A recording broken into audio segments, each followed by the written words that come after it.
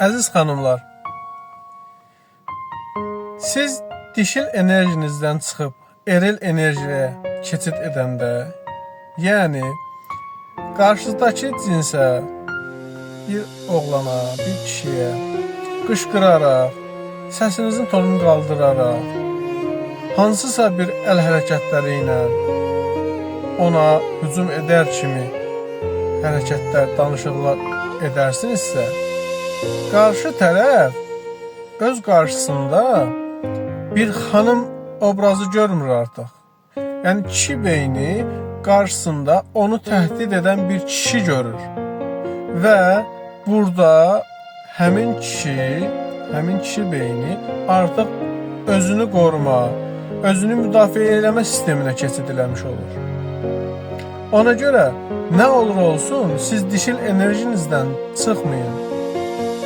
Dişil enerjinizi, eril enerjinizi idarə eləyə bilsəniz, yəni emosiyalarınızı idarə eləyə bilsəniz, siz zaten qarşı tərəfi özünüzə tabi edə biləcəksiniz.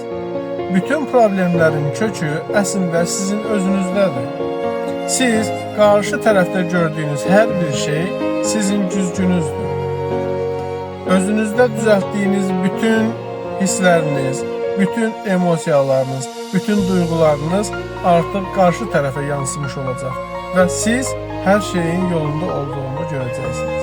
Ona görə də nə olur olsun dişil enerjinizdən çıxmayın. Baxın, qadınları qadın edən, qadınlara gözəlliyi bəxş edən həmin o dişil enerjiləridir. Onların incəliyi, onların zərifliyi, onların nəcib olmaqları onları həm də güclü edir. Ona görə güclü görsənmək üçün qışqırmayın. Güclü görsənmək üçün əl hərəkətləri, başqa jestlər eləməyin. Siz həmin enerjidə qalaraq zaten güclüsünüz. Özünüzə yaxşı baxın.